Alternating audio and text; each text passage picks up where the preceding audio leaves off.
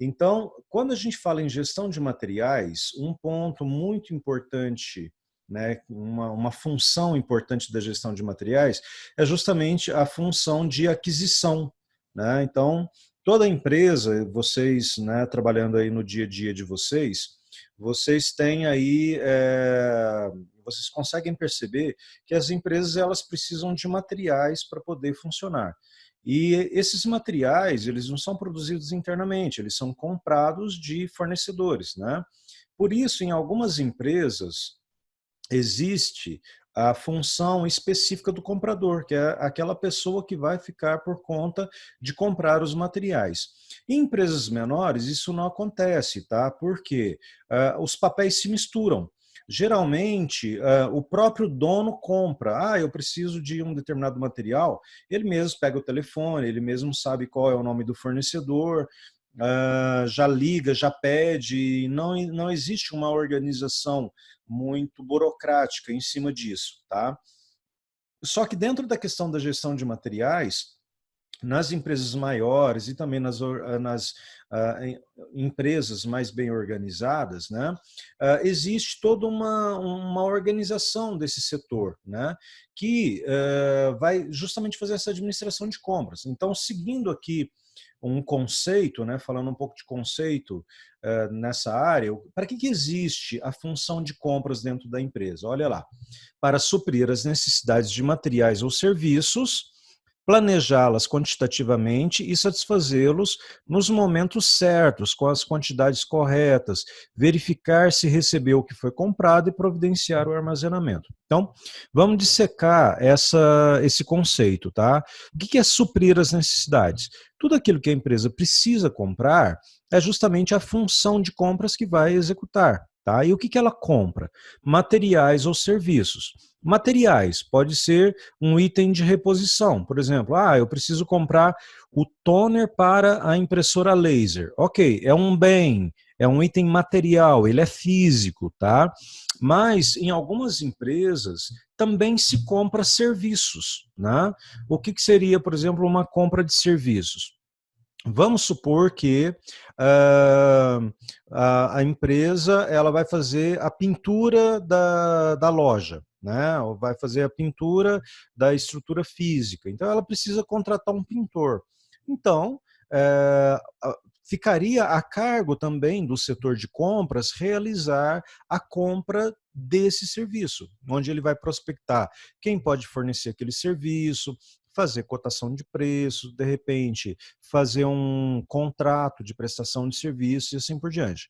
A gente às vezes pensa que o setor de compras ele é responsável apenas por fazer a compra de materiais, mas na verdade não, né? Essa parte de serviços também ele entra na jogada.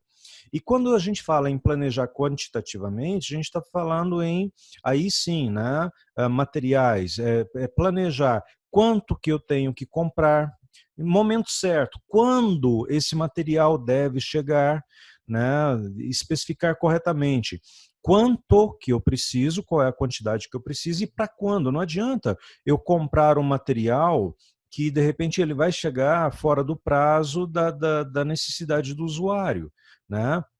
Então, o setor de compras ele vai, né, realizar todas essas tarefas. E, por mais que a gente pense que o papel do comprador é simplesmente fazer a compra e a partir do momento que ele faz o pedido para o fornecedor, a função se encerra, não, tá? O comprador ele é responsável por realizar também o acompanhamento, né? O acompanhamento do material. O que seria esse acompanhamento? É o que a gente chama de follow-up, né? Follow vem de seguir, eu estou desenhando aqui, está ficando meio feinho, né? Follow-up, o que é fazer o follow-up? É acompanhar se aquele material foi entregue, se ele não foi entregue, onde é que ele está, se ele está para chegar.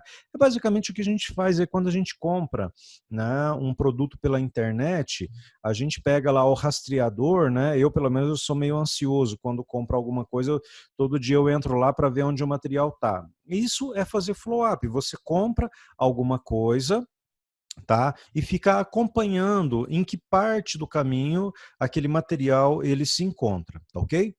Bom, então é isso, né? Essa é basicamente a função de compras dentro de uma atividade. E por que que ela é importante, né? Ela é importante porque hoje, a cada dia que passa, as empresas elas têm uma dificuldade muito grande de melhorar os seus resultados, né? E aí, para melhorar os seus resultados, ela só tem duas possibilidades. Ou ela aumenta a receita, né? Aumentar a receita significa vender mais, principalmente se esse vender mais está relacionado aí com um aumento de preços, tá? Mas ela tem uma segunda possibilidade, tá? De melhoria, que é ela reduzir os seus custos, né? E quando a gente fala em redução de custos, a gente trabalha muito aí na questão da redução do custo da mercadoria vendida, né? Então, eu não sei se vocês vão se lembrar lá das aulinhas, né, de matemática, não, de contabilidade, quando tinha lá o DRE, o demonstrativo de resultado de exercício. Para uma empresa, por exemplo, que vende bens, né, que ela revende materiais, a primeira linha é a linha da receita e a segunda linha é o CMV, que é o custo da mercadoria vendida. Esse CMV é justamente o custo da mercadoria que você comprou. Então, se você hoje negocia, por exemplo, um determinado material, por exemplo, um par de sapato que vai ser revendido, e aí você pagou, por exemplo, R$ 100 a preço de custo, né? E vai vender ele por 200. Lá na sua linha do CMV, vai estar constando R$ 100. Tá? E qual que é a contribuição de compras para a melhoria dos resultados?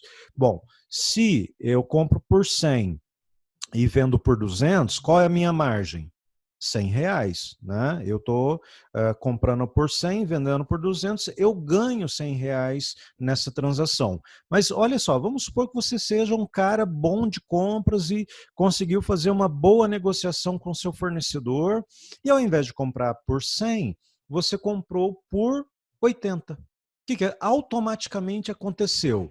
Você pode continuar vendendo por 200, tá? Mas o seu preço de custo, como ele foi 80, agora a sua margem, ela é de quanto? De 120. Então, olha só o papel do comprador, como ele é fundamental. Ao negociar melhor, eu consigo melhorar a margem dos meus produtos e, consequentemente, melhorando a margem dos meus produtos, eu consigo melhorar o resultado da minha empresa. Compreenderam aí a lógica? Dá um joinha aí para ver se está todo mundo seguindo. Ok? Legal. Então, essa é uma função extremamente importante do setor de compras nos dias de hoje, tá? Porque a gente tem aí essa função mais estratégica do comprador, sendo um bom negociador, né, junto com seus fornecedores. Então, veja só, pegando aqui um exemplo, né? Se uma empresa ela tem, por exemplo, uma receita de 5 milhões e a conta de fornecedor é de 2.100 mais ou menos, né? O que acontece? O que aconteceria se tivesse uma redução nesses 4%? Ela automaticamente melhoraria o lucro da empresa. Olha só, aqui a conta de fornecedores, né? Então, essa é uma das grandes sacadas da área de compra, né? Que é você contribuir com o resultado final da sua empresa através de boas negociações. Então, a gente pode considerar que a área de compras tem duas áreas fundamentais. Uma é uma parte mais operacional, que é aquela parte de receber a requisição do usuário, né? é você você entrar em contato com o fornecedor, né? É você realizar a compra, fazer o follow-up, né? Agora, existe uma outra área, que é a área mais estratégica, que é aquele momento que você vai negociar, vai sentar ali com o fornecedor e vai tentar obter os melhores preços, né, de compra para sua empresa, tá ok? Bom, então, o que que nós temos aqui, né? Hã, Qual é o objetivo, então, de um sistema de compra? Bom, existem várias funções, né, para a área de compras. A primeira delas, né, é o quê? É não deixar faltar material, né, que é justamente obter esse fluxo contínuo de suprimentos, né? Então, a empresa ela não pode parar, não pode faltar material. Agora, o segundo ponto que é importante aqui, né, é justamente aqui, olha, coordenar esse fluxo, né, de maneira que seja aplicado o mínimo de investimento. Nós já até falamos sobre isso. Dinheiro, né, o dinheiro que você gasta aumentando os seus estoques, ele pode fazer falta no fluxo de caixa, né? Então, o comprador ele não pode comprar de qualquer maneira. Ele tem que sempre analisar se aquele material que está sendo comprado realmente está dentro do prazo correto, né, para evitar gastos desnecessários. Agora, o terceiro ponto, comprar insumos aos menores preços. Agora, notem aqui, né? Possíveis. Nem sempre a gente vai conseguir obter o menor preço, mas dentro dos seus esforços, né? Que de negociação com o seu fornecedor, o que você conseguir reduzir em termos de preço final na hora da compra, vai ser extremamente importante. E aqui existem algumas estratégias, né, que a gente vai falar um pouquinho mais para frente. Uma das melhores maneiras de você barganhar preço, né, é justamente na questão da quantidade. Geralmente, quanto mais você compra de um item, mais barato esse item tende a ficar, né? A gente vai falar isso um pouquinho mais para frente. E um outro ponto que é extremamente importante dentro de um sistema de compras é o quê? Procurar sempre dentro de uma negociação justa e honesta as melhores condições para a sua empresa. Um ponto que é extremamente crítico dentro da área de compras é justamente a questão da ética, né? O que é ética? É você fazer aquilo que realmente é correto do ponto de vista da sua empresa, né? Alguém aí já ouviu falar aquele termo, né? Levar bola, né? No sentido aí de receber propina, né? A área de compras ela é uma área muito visada, né? Um comprador, quando ele pega aí todas as negociações que ele faz dentro de um determinado período de tempo, né? Se você somar, por exemplo, todas as compras que um comprador faz durante um ano, esse cara ele pode negociar milhões de reais. Então é uma área muito visada, por quê? Pelas pessoas que querem tirar proveito, né? É, é, não é uma prática que a gente não vai falar que raramente acontece. Acontece sim, do cara falou, olha, eu te compro, o comprador, né? Eu te compro X. Tá, desde que você me repasse X% desse valor. Eu já tive casos, não de compras, né, mas de pessoas da área financeira que infelizmente agiram inescrupulosamente dessa maneira, né, fazendo gambiarra e lesando com isso a empresa, tá? Então, essa parte ética, ela é um ponto que tem que ser levado muito a sério dentro das empresas que lidam aí com processos de compras, tá? E quais são as atividades básicas de compras? A gente não vai falar em detalhes sobre cada uma delas, mas basicamente a pessoa que está envolvida com compras, ela é responsável por pesquisar fornecedores, né? E aí entra a parte de estudo de mercado, estudo de materiais, entra a parte de análise de custos, né? Então, nessa questão de pesquisa de fornecedores, vamos dar assim uma visão bem simples, né? Seria o seguinte, olha, por exemplo, vamos supor que A Rafaela, ela está lá trabalhando numa empresa, ela é compradora, e aí eu chego para ela e falo, olha, Rafaela, eu preciso que você me compre, por exemplo, uma lata de tinta para fazer a pintura da empresa. Tá, o que que ela vai fazer? Ela vai se perguntar, onde é que eu vou comprar, né? Quais são os fornecedores que existem? Ah, olha, tem ali a Tintas Coral, tem a outra ali, tem a Planalto Tintas, tem a outra, né, Nacar Tintas, quer dizer, são 3 fornecedores diferentes. Então, um papel do fornecedor, do comprador, é justamente levantar, né, todas as possibilidades de mercado em termos de opções de fornecedores, em termos de opções de materiais, em termos de opções de custos, né? A outra parte é comprar. Já que eu sei de quem eu vou comprar, a compra efetivamente se daria o quê? De todo um processo, né? Nesse processo você teria que ter a análise da requisição de materiais, né, que é aquilo que eles estão te solicitando, fazer uma cotação de preços, né, definir um método de compra, se vai ter um contrato ou não, fazer uma entrevista, né, com vendedores, isso também faz parte do processo. Às vezes o vendedor ele vai lá na sua porta, né, para te oferecer um determinado produto, você tem que atendê-lo, negociar com ele, negociar contratos, acompanhar o processo de recebimento. Então, essas são as atividades relacionadas com a atividade comprar. E tem uma parte mais voltada para a administração. Em muitas empresas, alguns compradores eles são responsáveis por controlar o estoque da empresa.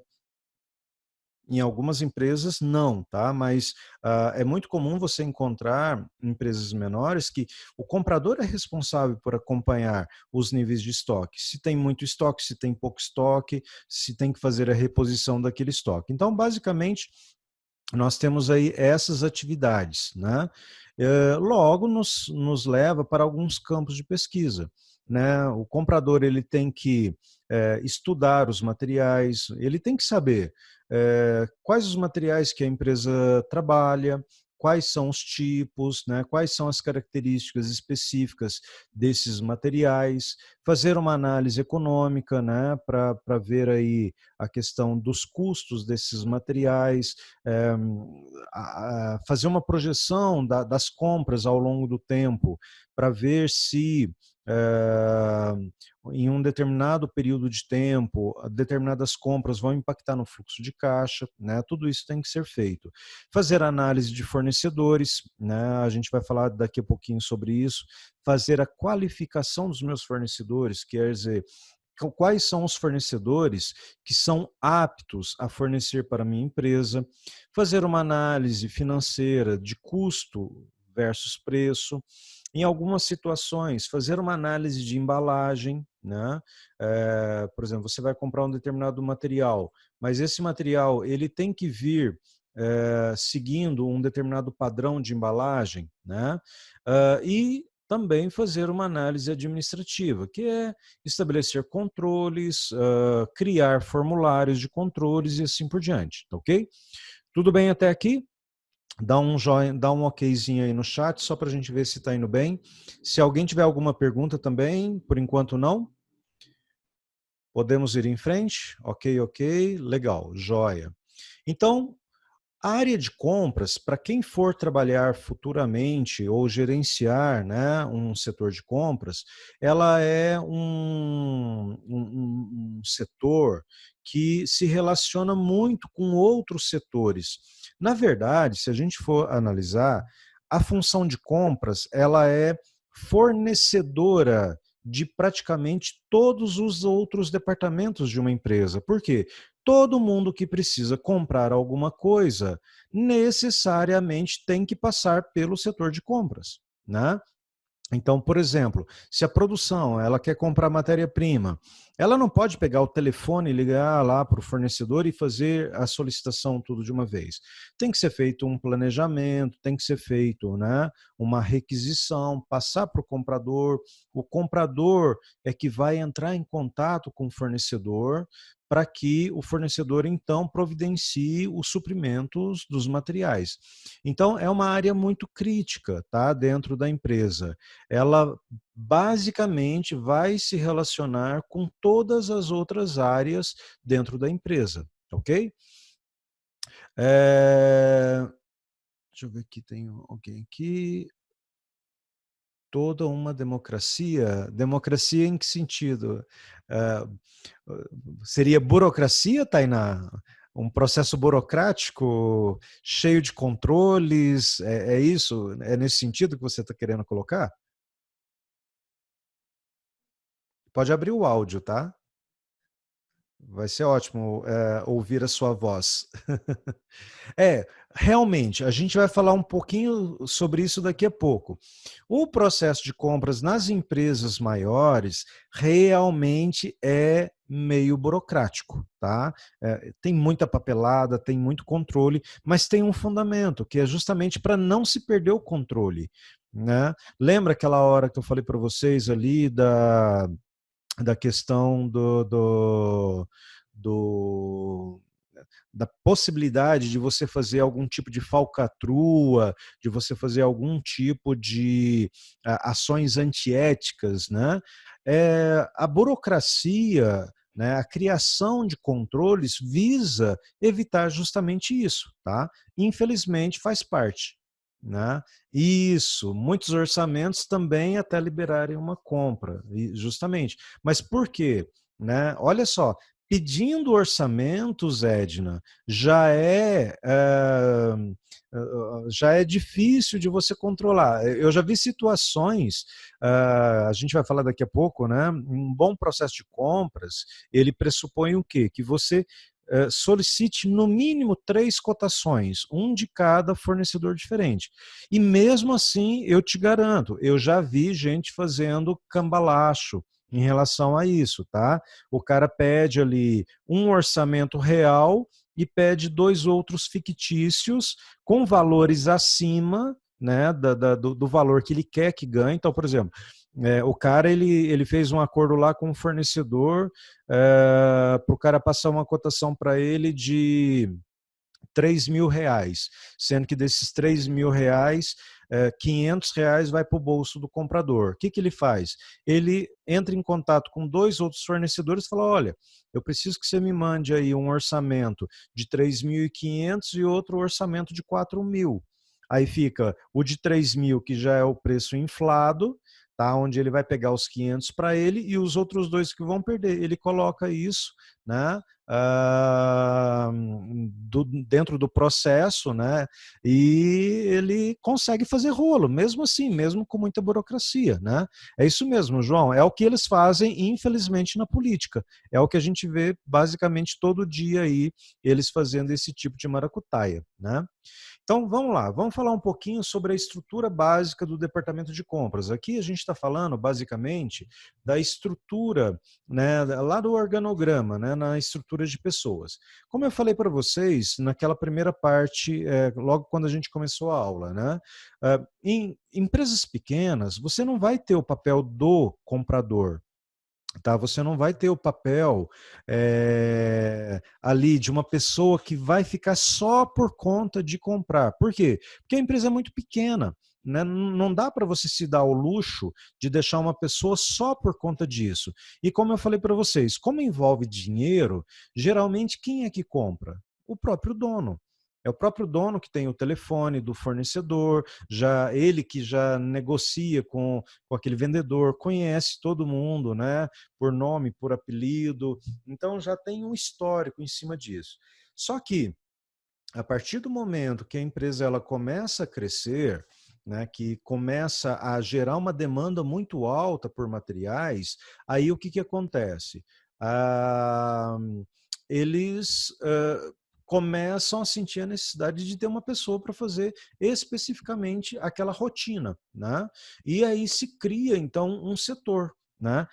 Nesse caso aqui, eu estou apresentando um organograma de uma empresa maior, o que justifica, inclusive, olha só aqui, né, justifica, inclusive, ter um coordenador de compras, uma pessoa que vai ficar responsável por fazer a coordenação desse setor, tá? A gente não pode esquecer, tá? O setor de compras, ele está ligado à logística, por isso que nós fizemos aquela introdução no início do semestre, né? Quem é responsável por gerenciar o fluxo de materiais? É o gerente de logística. Ah, quem é que trabalha com compras? É o comprador, que, consequentemente, vai estar subordinado a um gerente de logística, tá ok? E nesse caso aqui desse organograma, a gente tem até um organograma um pouco mais requintado. Por quê? Tem um coordenador, então pressupõe-se que é uma empresa grande, e esse coordenador ele vai ter, por exemplo, olha só, 3 compradores. Né? Aqui nós temos um comprador só para comprar matéria-prima, um comprador só para comprar itens técnicos, né? O que seriam esses itens técnicos? Material elétrico, material hidráulico, material mecânico, tá? E um outro comprador para comprar materiais diversos. O que seriam esses materiais diversos? Itens administrativos, material de escritório, uniforme, essas coisas, tá? Eu já trabalhei numa empresa que nós tínhamos essa divisão, tá? Não eram 3 compradores, eram apenas 2 compradores. Um ficava só por conta, né, de comprar matéria-prima e o outro ficava por conta de comprar itens de manutenção. Então, tudo que era parte técnica, né, de reposição para servir a manutenção ficava com o comprador. O que era itens de matéria-prima para a produção ficava com outro comprador, né? Então, eles faziam a divisão das atividades, tá? Tainá, na empresa que trabalho, cada pessoa fica responsável por um fornecedor. Pode ser também, tá? É um outro tipo de divisão. Ao invés, por exemplo, de você fazer a divisão por tipo de item, né? Por exemplo, um fica com matéria-prima e o outro fica é, com itens de manutenção, pode ser muito bem por tipo de, por fornecedor, né? Por exemplo, você compra do fulano e eu compro do ciclano. Às vezes, o fornecedor A, ele tem uma linha enorme de itens, né? Então, há também a possibilidade de fazer essa divisão, tá, Tainá? Ótimo, ótima a sua contribuição, tá? Pode continuar contribuindo com a gente. Bom, então vamos lá. O que seria um fluxo básico de compras? Veja só, pessoal, isso aqui, se amanhã vocês forem, né, trabalhar num departamento de compras, e até esses dias atrás mesmo eu até vi uma empresa aqui da cidade pedindo um comprador, né? Basicamente, quais são as atividades, como é que é o fluxo, né? Se a gente fosse colocar aqui as atividades que devem ser feitas. Bom, primeiro, se identifica a necessidade de aquisição, tá? O que é essa necessidade de aquisição? É aquilo que tem que ser comprado. Então vamos lá. Quem é que começa o fluxo de compras? O requisitante. Quem é o requisitante? É o usuário, é aquela pessoa que precisa de um determinado material no seu dia a dia, tá? Então vamos supor aqui que a Edna, ela, por exemplo, trabalha no escritório e ela precisa, por exemplo, de pastas de arquivo. Tá ok. Ela é a pessoa lá do escritório, só que não é ela que compra. Então, na empresa dela, tem o comprador, tem a pessoa que fica por compra. O que ela vai fazer? Ela vai preencher uma requisição, emitir um documento dizendo o que ela precisa, em que quantidade que ela precisa, para que dia que ela precisa, leva essa requisição para o comprador, tá? Ok, então inicia-se, detecta-se, né, a necessidade de se fazer uma aquisição. Legal. E aí, o que acontece? Aí o comprador, de posse dessa requisição, sabendo o que tem que ser comprado, o que ele vai fazer? Ele vai pesquisar o mercado, ele vai tentar identificar quem fornece, né, negociar preço e vai então o quê? Efetivar a aquisição. né? Então ele pediu a cotação, analisou o preço, bateu o martelo com um determinado fornecedor. O que ele vai fazer? Ele vai emitir um pedido de compras. O que é o pedido de compras? É um documento formal, formalizando aquela compra. Em algumas empresas pode ser um formulário mesmo, que vai ser preenchido. Em outras empresas, e dependendo do item, pode ser meramente um e-mail, né, formalizando a solicitação daquele material. Depois, o que ele faz? O comprador ele vai fazer o follow-up, que é aquela palavrinha difícil que a gente aprendeu agora há pouco, né? O follow-up é o acompanhamento, é acompanhar o andamento do pedido. Edna, fazemos por e-mail a solicitação. Isso.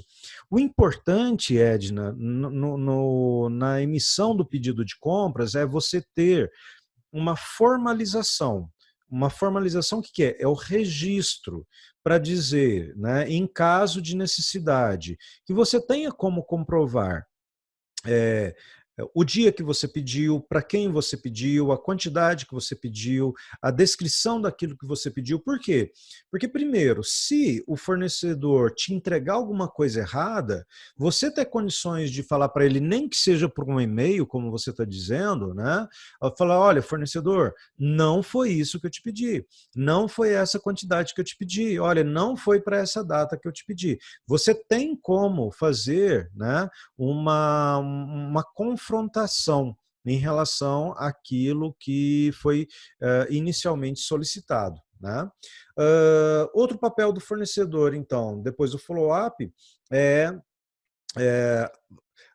acompanhar a entrega, né? Então o material ele é colocado à disposição do usuário e aí é feito então o pagamento para o fornecedor. Então olha só, começa com um requisitante manifestando a necessidade de um determinado produto até o momento que é feito o pagamento para o fornecedor, tá ok? Então existem uma série de atividades que passam por todas essas etapas. Bom, e aí entra um ponto importante, aí vamos pegar um pouquinho lá o que a Tainá colocou agora para a gente, né?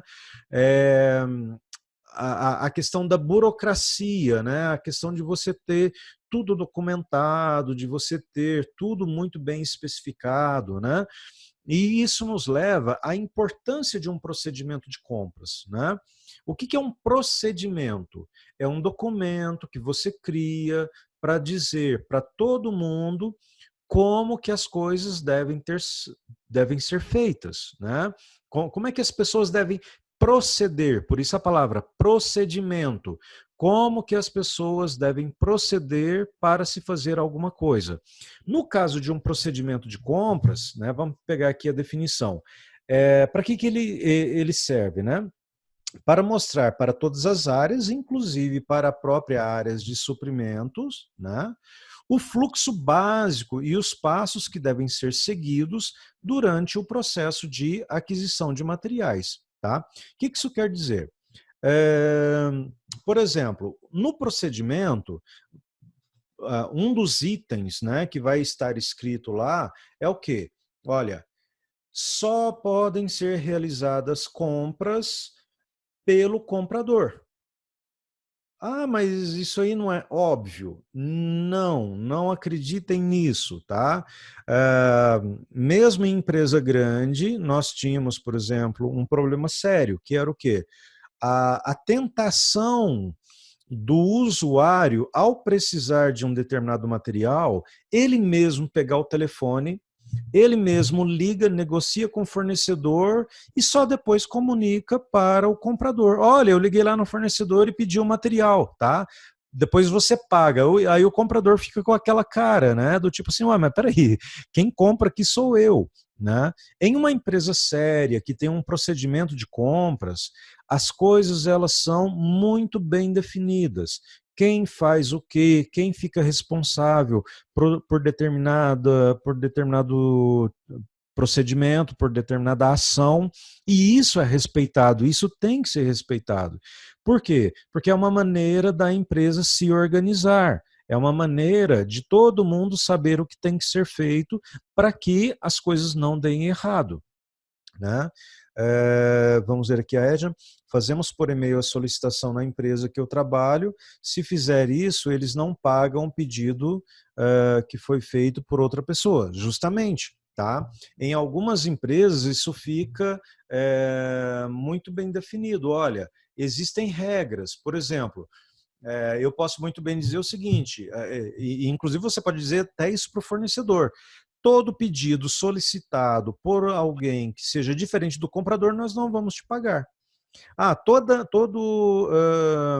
Todo produto que não tiver uma requisição, que não tiver um pedido de compra vinculado, tá? Nós não vamos fazer o pagamento para vocês. Isso aí é uma maneira de você colocar ordem, tá?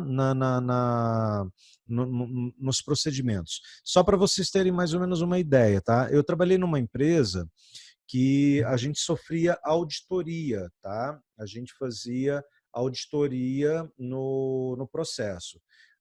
E aí, eu vou tentar compartilhar aqui com vocês, eu vou tentar mudar aqui a tela um pouquinho. Apareceu um quadro branco aí para vocês? Apareceu um quadrinho branco aí para vocês? Para eu poder desenhar? Sim, sim, né? Sim. Então, olha só para vocês terem uma ideia de mais ou menos como é que a coisa funcionava. Para você fazer uma compra, tinha que ter uma ordem de compra. Essa ordem de compra gerava 3 cotações. Essas 3 cotações, uma delas virava um pedido de compra. E esse pedido de compra, tá? O fornecedor, quando mandava, ele mandava uma nota fiscal. E era com base nessa nota fiscal que o fornecedor recebia. Tudo bem até aqui? Acompanhar o fluxo? Então, olha só, o requisitante emite, né? O requisitante emite uma ordem de compra para o comprador solicita 3 cotações, dessas 3 cotações, uma ganha, vira um pedido de compra, o pedido de compra vira uma nota fiscal e a nota fiscal vira pagamento para o fornecedor. Tudo bem até aqui? Sim, sim, dá um okzinho aí. Ok, legal. Aí vinha o auditor, né? O auditor, que era um auditor externo, ele falou assim, aí ele fazia o caminho inverso. Ele fazia assim, que legal, olha, eu vi que vocês fizeram pagamento de X reais lá no fluxo de caixa. Mostra para mim, cadê a nota fiscal desse pagamento? Tinha que ter a nota fiscal amarrada. Aí ele falou assim, legal, agora eu quero ver o pedido de compra que deu origem a essa nota fiscal. Aí ele falou assim, agora eu quero saber quais foram as 3 cotações, né, que deram origem a esse pedido de compras. E agora eu quero saber cadê a ordem de compra, né, que deu origem a essas 3 cotações. Tá? E na nota tinha que ter o pedido. Isso, justamente. E na nota, essa nota tem que ser amarrada com o pedido. Então, olha, a nota 1 do fornecedor tem que estar amarrada com o pedido de compra 3 do fornecedor. Tá? Quando faz auditoria, tem que ter tudo, justamente. Aí o que a gente fazia? Para se precaver, a gente já colocava isso tudo aqui numa pastinha. Né? Era um procedimento da empresa. Já ficava a nota com pedido de compra, com as 3 cotações e com a ordem de compra. Tudo impresso, tudo bonitinho, né? Para caso, né, a empresa ela venha a solicitar no caso de uma auditoria, por exemplo. Tá ok? Deixa eu voltar aqui. Tudo bem aqui, pessoal? Tranquilo? Voltamos aqui para o PowerPoint? Voltamos, né? Legal? Joia, muito bem. Então, olha só, essa é a importância, então, de um procedimento de compras, tá? Agora, nesse processo, então, existem uma série de ações que devem ser feitas, né? E aí a gente começa pela requisição de materiais. Então, olha só, o que é a requisição de materiais? Vai depender muito da empresa, tá? Vai depender muito da empresa. Cada uma pode dar um nome diferente. Tem empresa que chama ordem de compra, tem empresa que chama ordem de serviços, tem empresa que chama de requisição de materiais. Cada empresa pode dar um nome diferente para esse documento, tá? Mas o que é importante aqui para nós? É o seguinte: nenhuma empresa deveria ter um processo de compras iniciado sem que o requisitante, que é o usuário, emita, tá, um documento para o comprador, tá? O comprador é a pessoa que vai fazer a compra, ele tem que receber algum tipo de documento solicitando o material, tá?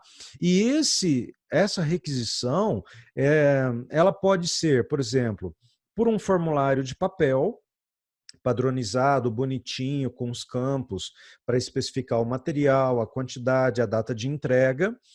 Pode ser, né, por meio eletrônico, então poderia ser, por exemplo, por e-mail, né? Então eu, Evaldo, vou fazer uma compra e vou mandar para a Tainá, que é a compradora. Então, para não colocar num formulário, ficar escrevendo, gerando papel, eu posso muito bem me mandar um e-mail para ela. Falar, ó, Tainá, compra para mim 10 caixas de papel, por exemplo, para mim, tá? Algumas empresas que têm sistemas informatizados, isso já é feito, tá, automaticamente pelo próprio ERP, né, que é o software de gestão empresarial da empresa. Ali ele já está preparado para que seja feita essa comunicação eletrônica, tá? Hoje, principalmente aqui na nossa região, eu ajudei uma empresa a implementar um procedimento de compras, né, uma empresa pequena, mas ela tinha uma dificuldade, que era a seguinte: às vezes o cara estava trabalhando com um trator lá na roça, tá? E aí a gente ficava naquela dúvida, né? Falou assim, nossa, mas e aí, como é que faz? O cara não tem como, lá no meio da operação, lidando com máquina, ficar carregando um bloquinho para emitir uma solicitação de compras, né? A coisa tem que ser fluida, a coisa não pode ser emperrada, né? Aí o que nós fizemos? Olha, a gente colocou no procedimento de compras. Olha, não, serve como requisição o quê? Uma mensagem de WhatsApp. Né? Na mensagem de WhatsApp vai estar lá assim, olha, favor comprar a rebiboca da parafuseta para mim, X quantidades. Isso já serviria como uma maneira de você estar fazendo uma requisição eletrônica, tá?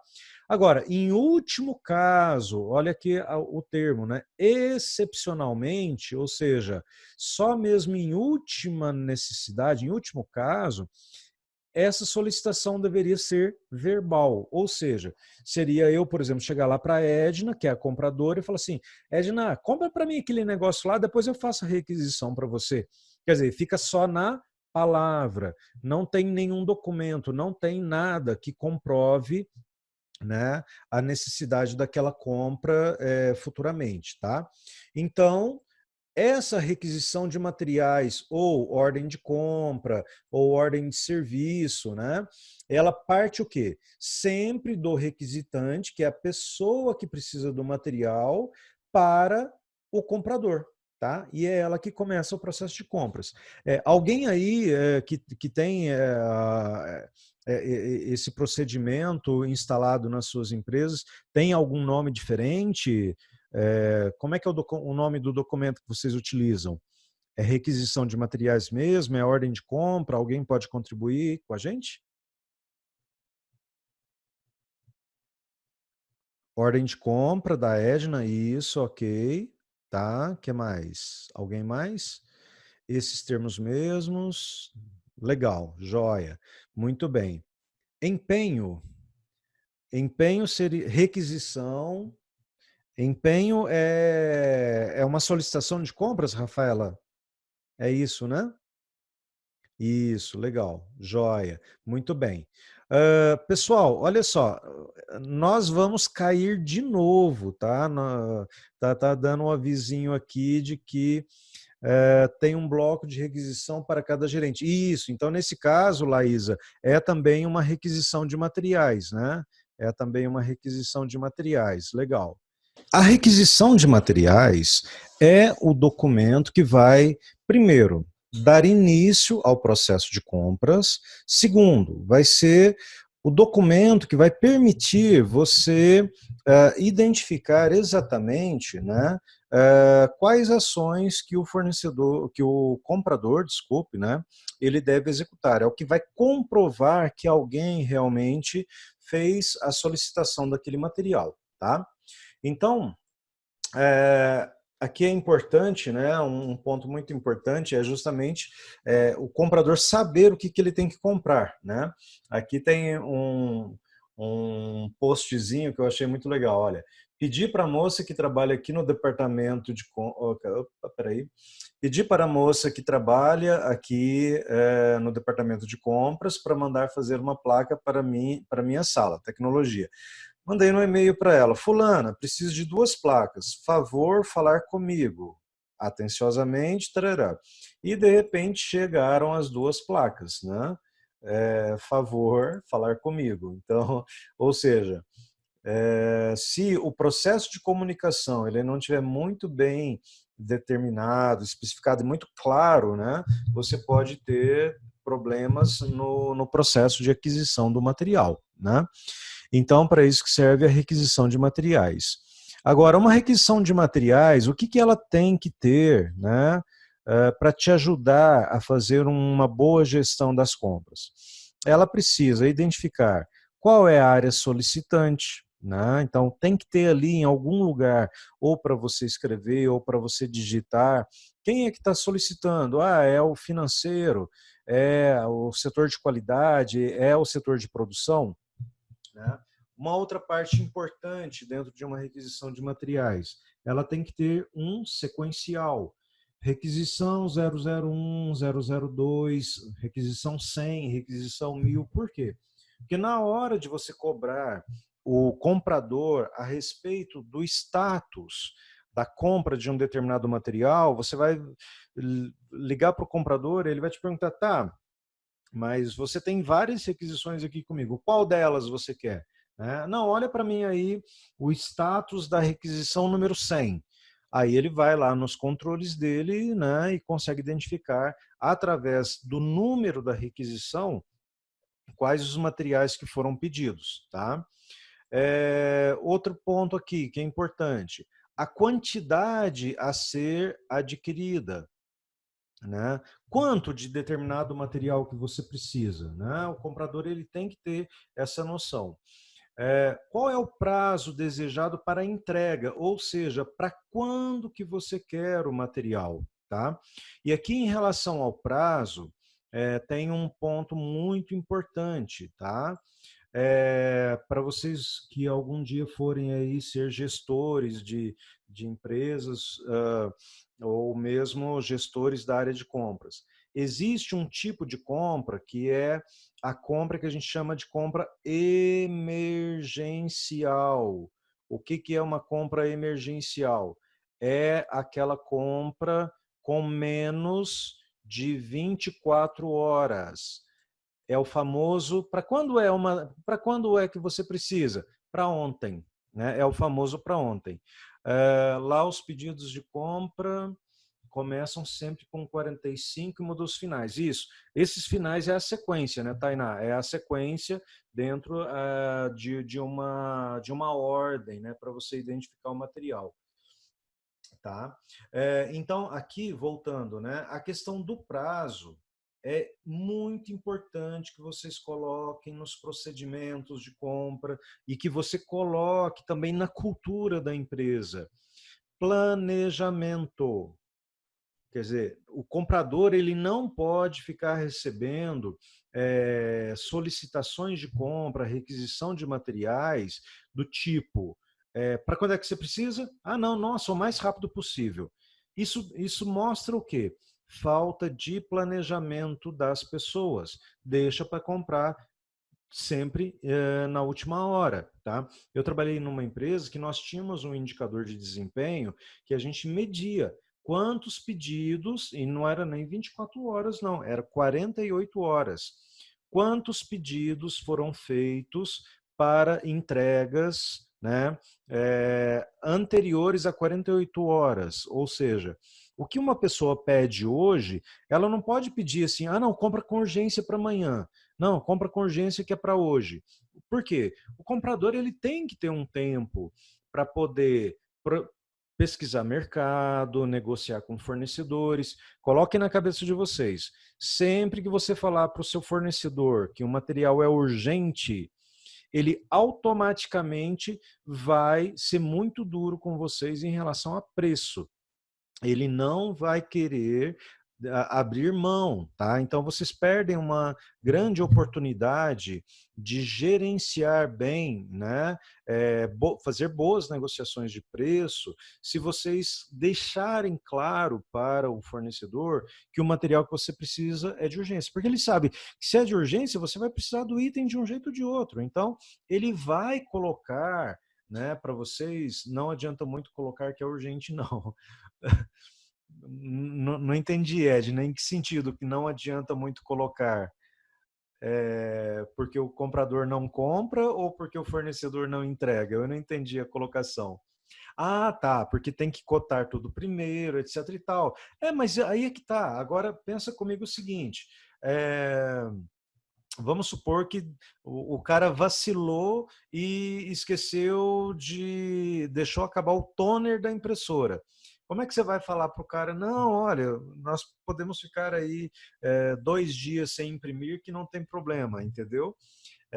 Então, realmente, mas isso tem que estar na cultura da empresa, né? Todo mundo tem que estar ciente de que um bom planejamento vai ajudar bastante aí, né? Na hora de fazer boas negociações de compra, tá?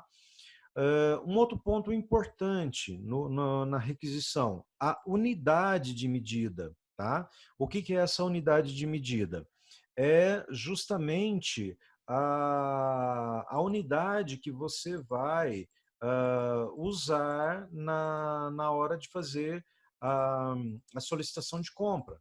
Por exemplo, isso já aconteceu comigo, tá? Na prática, tá? Eu já trabalhei como comprador e aí o cara da manutenção chegou para mim e falou assim, olha, Evaldo, eu estou precisando comprar uma tinta aqui e tal. Eu falei, não, então faz a requisição de materiais aí e me manda que eu compro para vocês. Aí o cara colocou assim, ó, dessa maneira aqui, uma tinta amarela. Mas como assim? Aí eu liguei para ele e falei assim, olha, mas vem cá, como assim uma tinta amarela? O cara não colocou se era uma lata de tinta, se eram 5 litros, se eram 20 litros. Amarelo, qual amarelo? Se você pega, né, uma requisição como essa e vai lá na loja de tintas, o cara fala assim, tá, ok, amarelo, mas qual amarelo que você quer? Você quer amarelo ouro, você quer amarelo fluorescente, você quer amarelo, né? Entendeu? Então, a unidade ela é muito importante, né? Você quer o quê? O requisitante, né? Ele quer uma peça, ele quer 1 litro, ele quer 1 quilo, né? A unidade de medida ele tem que ser muito bem especificado, né?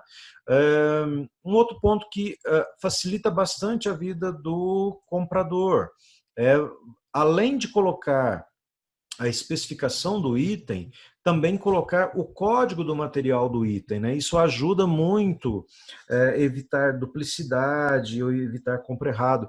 Lembra que a gente viu nas aulas anteriores o SKU, e cada SKU tem um código, né?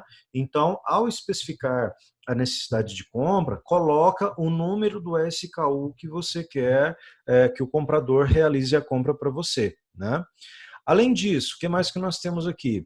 A descrição do material, isso ele é extremamente importante Quanto mais detalhado for a descrição do material, mais fácil é para que o comprador realize a compra. Fica mais claro para que o fornecedor entenda o que você realmente quer e minimiza a chance de erro, tá? Então, por exemplo, vamos supor que você vai comprar um computador. Não basta colocar assim, um computador de mesa. Não, você tem que colocar um computador de mesa com tanto de HD, com tanto de memória, né, com monitor de tantas polegadas. Quer dizer, quanto mais detalhado você for na descrição de materiais, mais fácil fica de você adquirir o material. Eu já tive casos já assim de o pessoal pedir para comprar um tanque, né, para produção. Olha, a descrição do material, ele tinha mais ou menos 20 linhas de descrição, porque era tão complexo, era tanto detalhe, e um detalhe daquele errado vai fazer com que você compre, né, um produto extremamente caro, mas errado, né? Por quê? Porque o fornecedor, se não tiver muita clareza no que você está pedindo, ele vai providenciar um material errado para você, tá? Alguém já deve ter passado aí pela experiência. Recebeu um material completamente diferente ou um pouco diferente daquilo que foi solicitado, porque houve problema na comunicação, né? Você não soube dizer o que você quer e o fornecedor não entendeu aquilo que você queria, né? O resultado disso pode ser meio desastroso, tá? Aqui entra uma outra data, tá? Que é a data da requisição. Então, veja só, em uma requisição a gente tem que ter duas datas. Uma é a data que você pediu e a outra é a data esperada para entrega. Então, a gente pode muito bem falar assim, olha, data da requisição, hoje, 15/4. Data da entrega, que é a data que você quer que o material esteja à sua disposição, dia 20/4. Opa, então o comprador, ele sabe que ele tem 5 dias para poder fazer a compra. Não quer dizer que ele vai levar 5 dias para comprar, porque, como a Edna falou aqui agora há pouco, né? Depois da entrega demora um pouco.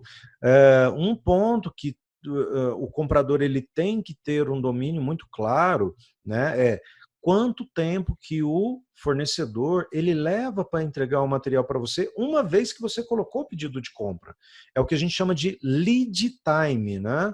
Vocês viram isso aí, eu não sei se a gente chegou a falar em sala de aula ou na disciplina, eu não sei se foi na disciplina do Moodle, né? Que é o lead time. O que é o lead time de compras? É o tempo que o fornecedor leva para poder te entregar o material a partir do momento que você fez o pedido para ele.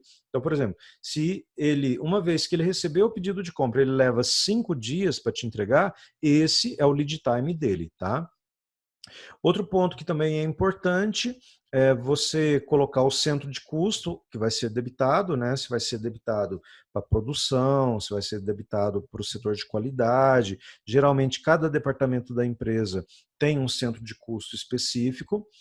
Em alguns casos, é solicitado para que você coloque a aplicação do material. O que é a aplicação do material? Por que você está comprando ele, né? É muito comum nos processos de compra, por exemplo, a Edna faz um pedido de compra, por exemplo, de uma placa, né? Só que o Fernando, né? Estou vendo o Fernando aqui no chat, é o chefe da Edna. Ele vai precisar autorizar a compra, né? A Edna ela não tem autonomia para comprar o que ela quer. Aí cai na mão do Fernando, que é o chefe dela. Ele vai olhar aquela requisição lá e fala assim: olha,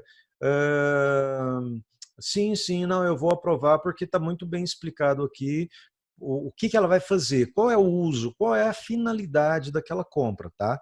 Que seria aqui, então, essa aplicação do material. O responsável pela requisição, que é o cara que está pedindo, e um campinho para aprovação do responsável. A aprovação é justamente isso que a gente acabou de falar.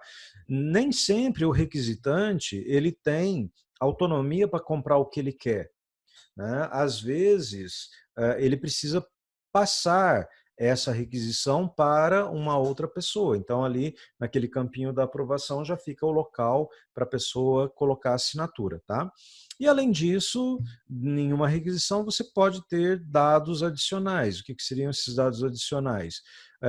Por exemplo, vamos supor que a Edna vai comprar uma máquina, né? Uma máquina para produção. Só que essa máquina da produção, ela tem um projeto. Então, ela pode muito bem anexar à requisição de materiais uma foto da máquina, um descritivo da máquina, tá? Então, tudo aquilo que você puder colocar na requisição de materiais para ajudar no processo de compra, tá? Sempre é muito bem-vindo, tá bom?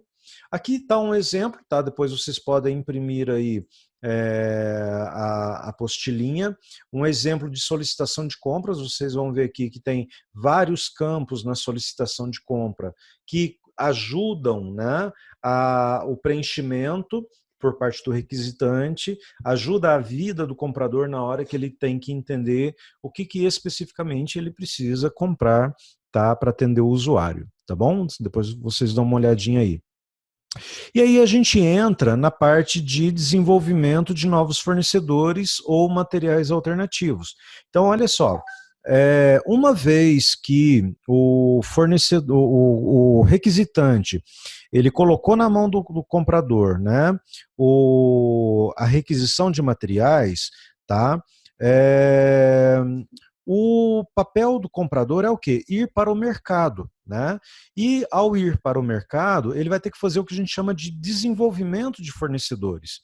O que é esse desenvolvimento de fornecedores? Olha só, é você constantemente avaliar quais fornecedores que tem à disposição, quais são produtos alternativos, verificando sempre a possibilidade de melhoria em termos de qualidade e em termos de preço, tá?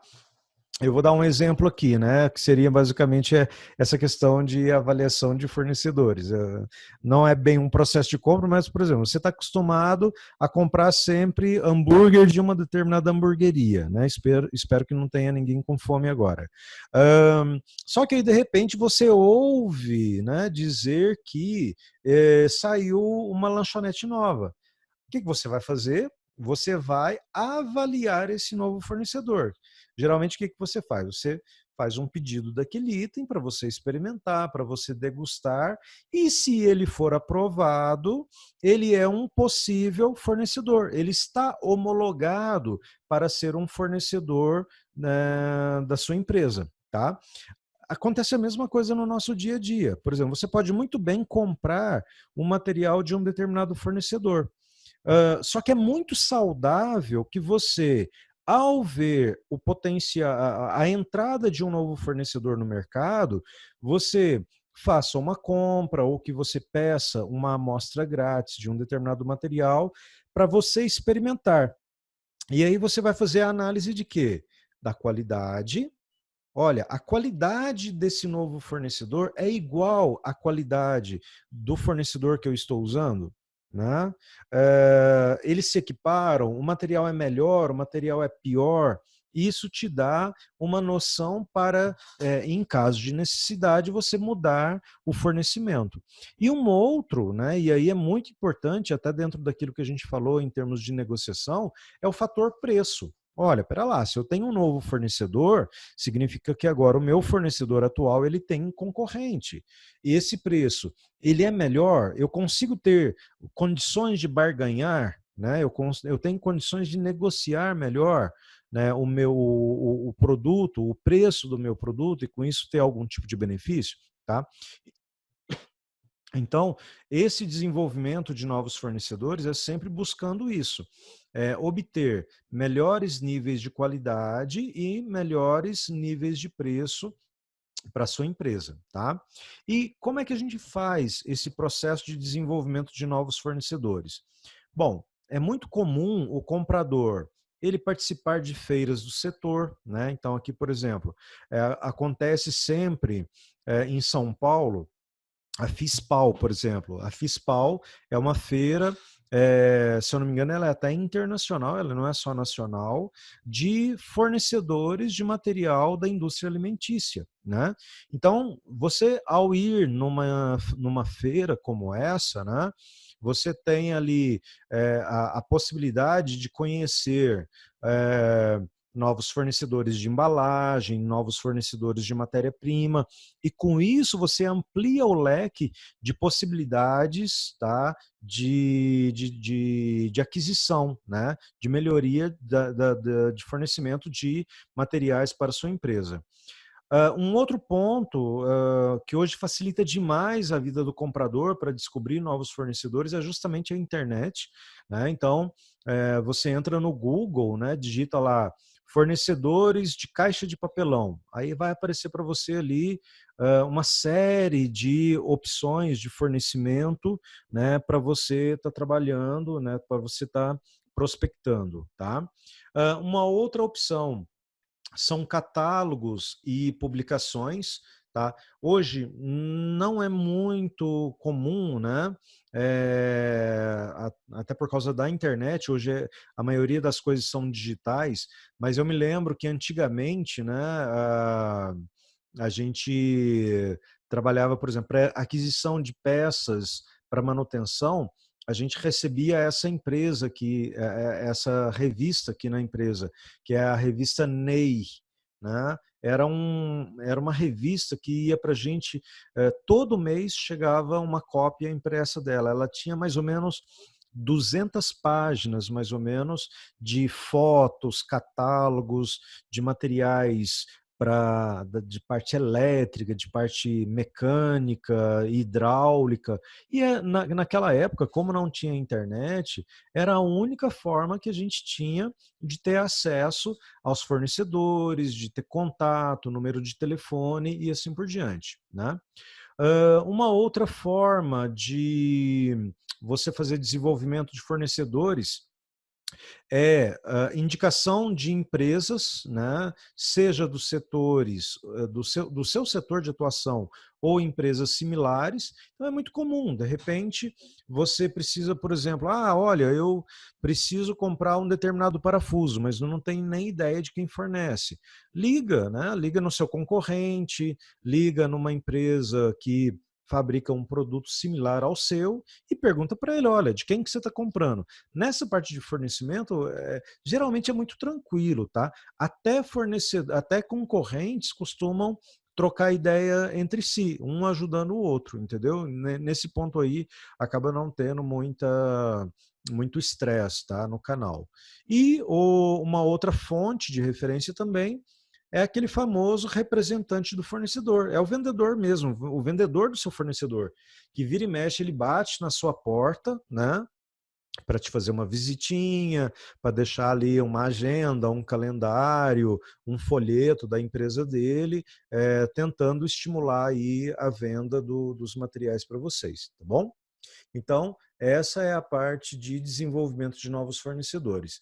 E agora, quando a gente fala em desenvolver fornecedores, é importante a gente falar de diferentes tipos de suprimento, né?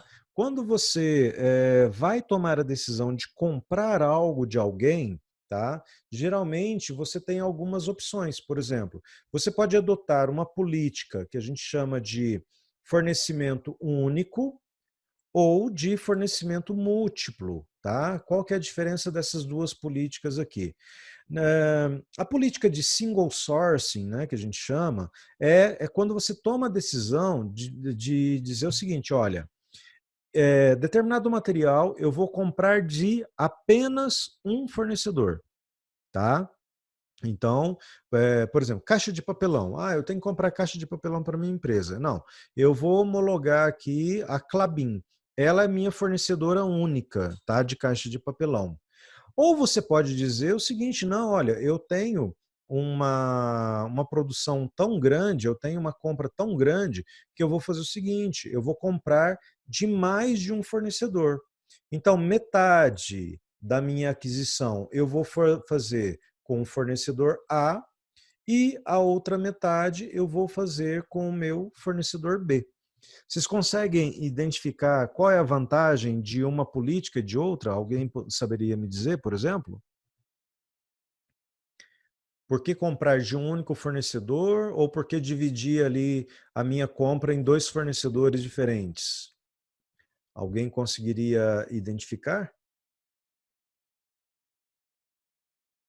Pode abrir o microfone aí, caso alguém. Sim, pessoal, não? Nenhuma contribuição aqui? Bom, vamos lá. A vantagem e a desvantagem é a seguinte: quando você compra de um único fornecedor, geralmente você tem mais bala na agulha para negociação, tá? Então, por exemplo, vamos pegar esse caso aqui, ó. Você tem 100 mil reais para gastar com uma determinada compra. Uma coisa é você chegar para o seu fornecedor e falar assim, olha, eu vou comprar os 100 mil de você. O seu poder de desconto, o seu poder de negociação em termos de desconto, ele é extremamente maior do que se você chegar para o seu fornecedor e falar para ele o seguinte, olha, não, eu vou comprar a metade com você e a metade com outro. O cara ele não vai querer negociar tanto com você em termos de preço, né? Então, nesse caso, quando você quer ter uma boa negociação, né, ter preços mais atrativos, geralmente a gente coloca, tá, o pedido com um único fornecedor. Uma outra vantagem de você ter um fornecedor único é que você cria realmente aquele conceito de parceria, tá? Do tipo assim, olha, não, é, eu só vou comprar de você, então você vai ter que atender do jeito que eu quero, né? Você vai ter que criar algumas facilidades para mim, né? Em termos de atendimento que justifique essa compra específica, exclusiva com você, né? Agora, quando você tem mais de um fornecedor, você também tem vantagens e desvantagens, né? Igual, por exemplo, uma desvantagem é essa que eu falei. Quando você compra de mais de um, geralmente você não consegue boas negociações. Mas tem uma vantagem muito grande, que é a seguinte: olha, se você compra só de um fornecedor, se esse cara, por exemplo, tiver algum problema de ordem técnica e não conseguir entregar o material para você, danou, tá? Você vai ter um problema muito sério. Agora, se você trabalha com mais de um fornecedor, você já fica mais tranquilo. Por quê? Se um fornecedor não te entrega, você consegue, né, pedir socorro ou direcionar parte dos seus pedidos para esse segundo fornecedor. Então, sempre você vai ter aí vantagens e desvantagens em trabalhar com um único fornecedor ou com mais de um fornecedor, tá ok? Aqui vocês têm uma tabelinha, tá? Que depois vocês podem estar consultando aí, que mostra quais são as vantagens de um fornecedor único, quais são as desvantagens, tá? Então, seria bom vocês darem uma olhada nesse ponto, tá bom? Em resumo, tá? A tendência mundial é que as empresas, cada vez mais, elas enxuguem a base de fornecimento, tá?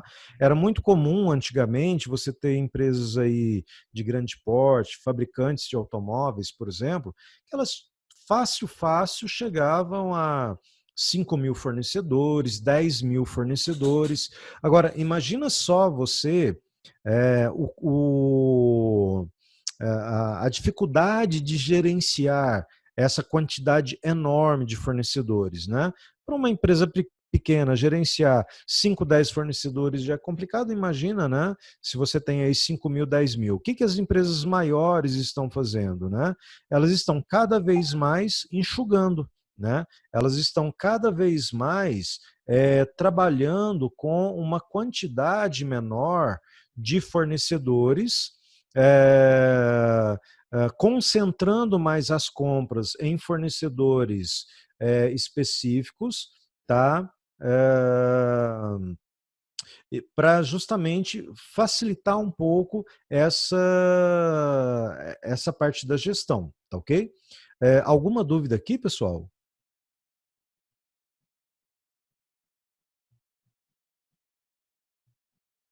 Tudo bem? Podemos seguir? Tá? Muito bem. Então, vamos ver aqui. É, Aqui depois vocês podem pegar isso também, tá? Ah, Aqui tem uma pequena estatística que vocês podem também estar dando uma olhada, né? Mas aqui mostra, olha, as pequenas e médias empresas que mais cresceram no Brasil, ações para os próximos 2 anos. Olha aqui, um ponto que é crítico, ó. Renegociação com fornecedores, né? Renegociação aí de prazos, renegociação de pagamentos, de custos, né? Então, tudo isso aí entra no processo de gestão das empresas, tá? E ainda dentro aí dessa parte de desenvolvimento de novos fornecedores, a gente tem também dois outros modos de suprimentos, que é o que a gente chama de follow sourcing e global sourcing. São dois conceitos que eu vou passar rapidinho sobre eles, tá?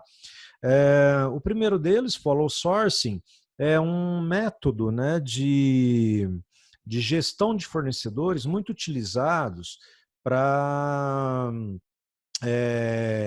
indústria automobilística, tá? Por exemplo, uma Fiat, né? Ela tem lá já os fornecedores de pneus, fornecedores de para-brisa. Quando ela abre uma nova fábrica, ela não começa tudo do zero. Follow é seguir, né? Então o que que ela faz? Ela simplesmente fala, olha, moçada, eu estou abrindo uma nova fábrica em Pernambuco. Tá bom, vamos todo mundo embora comigo, né? Todo mundo me acompanha, vocês também têm que conseguir suprir as minhas necessidades lá. Ou seja, se eu crio uma filial, ou se eu crio uma nova empresa, eu já tenho aquele grupo de fornecedores já desenvolvidos e eu simplesmente levo eles comigo para dentro da minha operação, tá? E o outro conceito que a gente tem é o conceito de global sourcing, né? O que é esse processo de global sourcing? Fornecimento global. É um conceito relacionado aí com a prática de você comprar os materiais de fornecedores independente de geografia, né? Esse fornecimento global hoje ele foi muito impulsionado principalmente pelos fornecimentos da China, né? Então, hoje, por exemplo, muitas empresas brasileiras compram seus componentes de lá. Ah, mas poxa, eles estão lá do outro lado do mundo, não tem problema. Dentro do conceito de global sourcing, você, como comprador, vai adquirir os materiais de qualquer lugar do planeta, né, independente de onde esteja o seu fornecedor, desde que o seu fornecedor ele te atenda os critérios de é, qualidade e de preço. Tá? Às vezes, o cara tá lá na China, tá? Só que você vai comprar aquilo lá a um preço muito mais barato, né? Eu me lembro que tinha um cliente em Uberaba, o cara aqui no Brasil, ele comprava um determinado componente, era assim, vamos supor que ele pagasse R$ 5 o componente, né? Ele comprava da China, ele pagava 50 centavos, né? Mas claro, o cara tinha que comprar um lote inteiro, ele não comprava a miúdo, né? Mas olhando do ponto de vista da redução de custo, é uma redução enorme, fantástica, né? Que você tem aí em termos de melhoria, tá ok? Então esse é o conceito então de global sourcing ou fornecimento global, tá? Então, aí entra, né, os containers chineses. Então, onde quer que esteja o produto, você vai buscar eles lá, tá bom? Vamos parar por aqui, né? Hoje a gente até estendeu um pouquinho aí, até devido à paradinha aí que nós tivemos que fazer. A gente para hoje, completa a nossa aula na próxima semana, e aí eu já deixo uma atividadezinha com vocês, tá ok?